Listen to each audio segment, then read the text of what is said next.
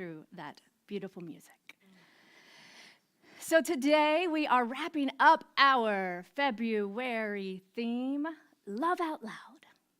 We've been discussing all month, all about love, the book by Kentucky's very own Bell Hooks.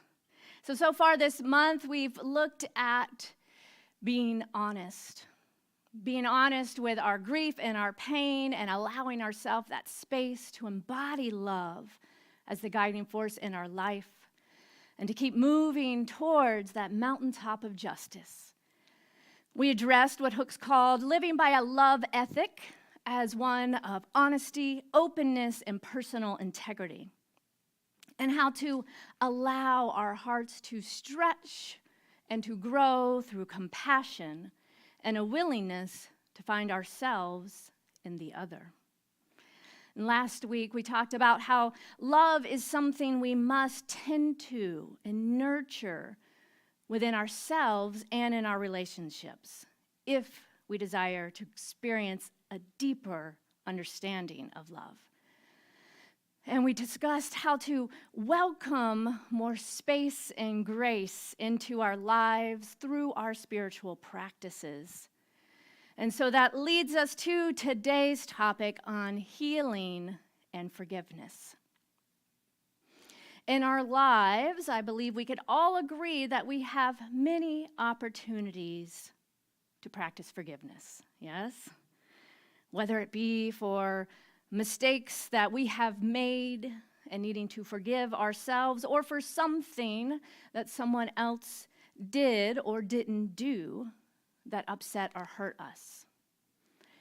So I looked to Fred Luskin, the author of the book Forgive for Good. And he discovered through his research that we go through life and that two things can happen that can lead to suffering and unforgiveness. One is either we didn't get something we wanted, or we got something we didn't want. Sounds pretty simple, and boy, does that show up in complex ways in our lives. So for example, you may have wanted a loving and kind and caring parent as a child, and you didn't get that. Or you may have had a sense of betrayal or a partner that cheats on you in which you got something you didn't want, right? So the key is that those events in themselves do not cause the suffering. They are just what is. And not to make light of someone's pain, but in leaning into the realization that what actually causes our suffering is our own reaction to what has occurred, that gives us our power back. This happened, now what? And one choice that is often easy to make is to try and release that pain through blame, right? And projecting. That energy is there. We don't want any part of that. So we want to project it and get it out of our space as quickly as we can. And often this can look like blame, which is an unwillingness to let go and to practice love and letting go and forgiveness. We project blame on others as a desire to self-soothe and not feel bad, but in doing so, we are then giving away our agency. And the truth is that love is the true transformative healing power. And love doesn't blame. Love transmutes the need to blame. And it restores us back to our wholeness, bringing us back to our center and that sense of power within us. So the real reason to practice forgiveness has nothing to do with anyone else. It has nothing to do with the person who has wronged us and everything to do with freeing ourselves. And it's hard because in order to forgive, it means we have to give up something, right? We have to give up feeling justified in our being wronged, feeling better than those who wronged us, right? We have to let go of that story. Or we have to let go of the story of being the victim and the sympathy that may come from that story. So whatever the story is, it prevents us from living our life fully, and it keeps us stuck in the past. Forgiveness is an inside job that doesn't involve anyone else, has nothing to do with the other person. We do not need anything from anyone else in order to heal. Forgiveness is a way back to our agency and to know that we are responsible for ourselves and ourselves alone. And I want to be clear that when I'm talking about forgiveness today, that when it comes to something horrendous like abuse, that we have to have a bit more of a nuanced discussion involving forgiveness. If trauma survivors jump to forgiveness because they were told it's the right thing to do, or it's the only way to heal, what that does is places the burden back on the victim. And in those situations, sometimes jumping to forgiveness too quickly can cause more harm in the long run. So books like The Body Keeps the Score offer a deeper understanding of healing from trauma and collective trauma that is available to us through such practices as somatic healing. And there is so much more information coming around this field of healing from trauma. And Reverend Cynthia and I are going to be taking a course on this offered through an expert in the field through CSL. So we look forward to how we can provide more opportunities, yes, for this kind of work. So I just want to be clear that when I'm talking about today isn't that, right? It's those things that like get under our skin, that somebody didn't do the dishes right, or somebody, like there are many moments, as I said, and we've become aware that we can practice forgiveness and notice that we may be harboring things or holding on to stories that we have made meaning about who we are in our lives.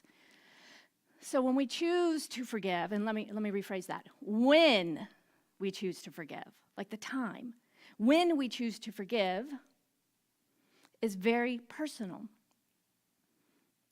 And choosing unforgiveness for a time can actually be useful. It keeps us vigilant and aware, self-protective, and it provides that fuel to reset the healthy boundaries that are needed. But over time, unforgiveness leads to, as we know, resentment and bitterness, anger, resignation, and who knows how it may show up in our body, yeah. So it feels bad, right? It feels bad, and it's exhausting to hold on to all these stories of how we've been wronged and replay them over and over in our minds, which keeps it in our own energetic field. So choosing when you are ready to move into the practice of forgiveness, again, simply allows us to let go and to be free and to experience our wholeness and our power once again. Author Glennon Doyle has a podcast called We Can Do Hard Things. I highly recommend it. She shared her story of betrayal from her ex. And she talked about this idea of when she knew it was time to move into forgiveness. She said, I made myself safe again, and I did what I needed to do so I couldn't be hurt in that exact same way again. And then she goes on to say, trying to forgive when you are still vulnerable to the person who hurt you is like putting the cart before the horse. Maybe the anger and the fury is there to help us rebuild a boundary. But once the boundary is built, it can become a poison. So she said she started to notice when she began to feel like a hateful person, carrying that, always cranky, resentful. And that was the moment she knew was the tipping point to move from that survival mode right after betrayal, right, to healing through forgiveness. And not because we should, but because there is a deep invitation to experience transformation when we are willing to let go. So the question of, do they deserve to be forgiven, really is irrelevant. Perhaps the question is, do I deserve to heal? So forgiveness work is not about letting the other person off the hook for what they did. It's about allowing ourselves off the hook in any way that we believe that we did something to cause the harm. You hear that? It's about letting ourselves off the hook when we believe that we did something to cause the harm or that we somehow deserve it. Ooh, right? That gets some deep stuff. So just breathe into that. And waiting or needing or expecting an apology from someone else is again putting our healing in the hands of another, and we may never get it. So be willing to let go is the doorway to healing, and it's where we get to do our real deep inner work. And most importantly, forgiveness does not mean that we have to then allow access to that person into our lives after we forgive. That's what we mean about these healthy boundaries. And just to put a little plug or announcement, if you know this idea of boundaries seems still kind of unclear to you, we are going to be having a workshop after Sunday, I believe it's March 19th, so in a few weeks, where we will discuss what exactly is a healthy boundary, why we need them, and how to practice them. And we'll do some role playing too, because I know for me it's like finding the words, like what do I say? So we'll get a chance to really look at how to create healthy boundaries in order to have healthy relationships. So forgiveness, again, doesn't mean we have to allow the person back into our lives. Forgiveness is forgiving. And it is forgiving ourselves peace. Forgiving ourselves peace. Eric Butterworth says, if we want freedom and peace, the experience of love and being loved, then we must let go and forgive. And I would add, be willing to extend ourselves some grace and space to do that deep healing work in our own time. So I want to leave you with another cliffhanger. So as I was looking at this idea of forgiveness, I became aware of the work of Rabbi Danya Ruttenberg.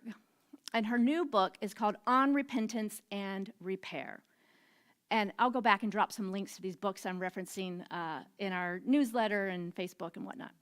So I'm just going to read a little bit of the description on the back of the book to give you a little context of what this book is about, and then tell you the opportunity that we have coming up to dive into this work more. So the book says, American culture focuses on letting go of grudges and redemption narratives instead of the perpetrator's obligation or recompense for harmed parties. As survivor communities have pointed out, these emphases have too often only caused more harm. But Danya Ruttenberg knew there was a better model, rooted in the work of the medieval philosopher Maimonides. Hopefully I said that right. What is it? Maimonides. Lauren always comes through for me, y'all. Thank you. Yes, on Jewish things, yes. Yeah, so this work really is based in deep roots of Judaism. And so it says, again, back to the book, the word traditionally translated as repentance really means something more like return. And in this book, returning is a restoration as much as is possible to the victim and for the perpetrator of harm, a coming back to humility and intentionality, to behaving as the person we might like to believe that we are. So I just think it's very interesting, right, to flip the script a little bit. We have so much focus on doing forgiveness work as those that have been harmed, as if there's not a whole world of people that are out there causing the harm. And often we are both. I'm no exception, right? As much as I try and know myself to be a person of love and kindness, especially in intimate relationships, we trip up and we must make amends. So this provides some steps and a process rooted in this ancient Jewish practice around repentance. So I reached out to practitioner Louise Talon, and we've been discussing this idea of forgiveness all week, because I was like, it feels like there's something missing, right? There's another piece. And then I sent her this book, and she loved it. So our very own Dr. Louise Talon will be putting together a workshop based on this work for us to dive deeper into repentance and repair. Yes. So that is coming up April 16th. Save the date. Again, more information will be coming out soon. So in the meantime, I leave you with these steps to practice forgiveness. And these come from the Stanford University Forgiveness Research Project, again, led by Fred Luskin. First step, be aware of your feelings. That is so key. Awareness in general is so key, right? So find a process that works for you, whether it be journaling, whether it be with a spiritual practitioner or a friend, that you can explore how you feel about what has happened, and to be able to articulate exactly what was not okay about the situation in which you feel you were wronged. That's the first step. The next is do not expect reconciliation. Again, we said forgiveness does not necessarily mean reconciliation with the person who hurt you, and nor does it mean condoning their actions. The third step is to activate our own relaxation response when we feel that trigger or that upset emerging.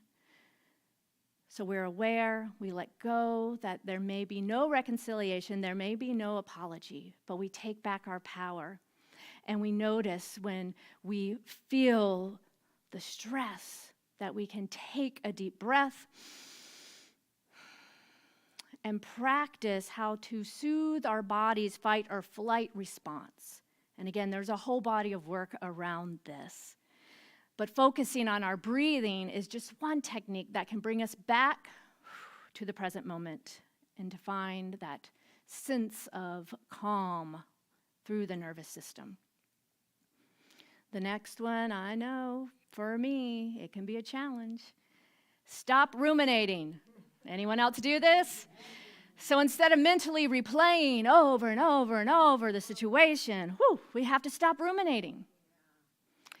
And sometimes this may involve seeking out new friends, new situations, new places to be, like Ahava, that give you a positive experience to engage with instead of that ruminating thought.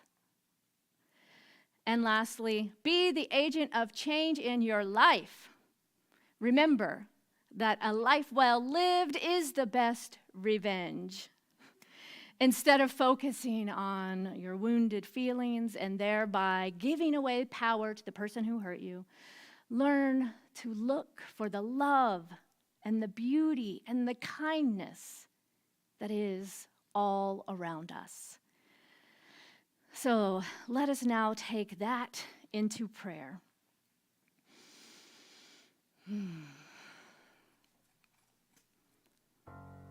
Breathing into the awareness of love, the ever-givingness of Spirit unto its creation. This aspect of love that is healing, transformative, that is the very power, source, and energy moving in, as, and through all of us. Love that can cut like a knife through the pain and the stories of our lives and dissolve to transform and transmute any suffering, any hurt, any pain. Love has the power. Love is the power, rather, to transform, to heal, and to restore us back to the remembrance of our inherent wholeness. Love is the way.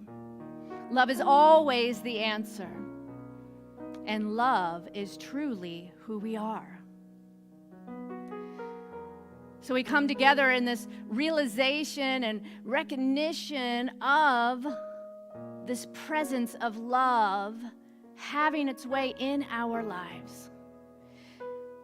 Knowing that love is all. I get to choose love right here, right now, by asking, what would love do now? In each and every moment, I can step into the full breath, the full scope, the full power of love coursing through my body, moving in and out of my entire energetic field, and allow it to go before me and lead the way. Stepping into every situation, stepping into the hard conversations, letting love lead the way. Taking the time to check in with my feelings, with the messages that my body is telling me right here, right now, and to breathe into the awareness of peace and love as my life. And simply open to the space and grace to allow the love that is God, that is Spirit, that is wholeness, to completely inform and embody my entire self. Knowing love right here, right now, is the answer. Knowing, affirming right here, right now, that we are whole, perfect, and complete. That there is an aspect within us that can never be hurt, harmed, or hindered. That is untouched by any pain. So we restore ourselves back to that place of wholeness within. Allowing love and giving ourselves that space and grace for love to do its good and perfect work through us as us, so that we can be an extension of love into the world, pouring this love through us into all of our relationships, into our entire community, our spiritual community, our cities. Pouring love as us, through us, into the systems of our society that are simply constructions of humans.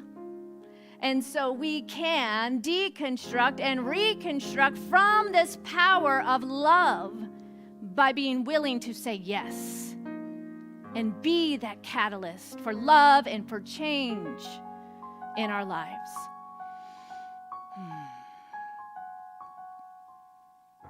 So I take a deep breath, allowing this word to settle into my heart, my mind, my body, giving great thanks for the fulfillment of this prayer. Acknowledging love in action as my life right here, right now. I release this word into the action of the law that always says yes and responds to my word fulfilled. And we affirm this by saying, and so it is.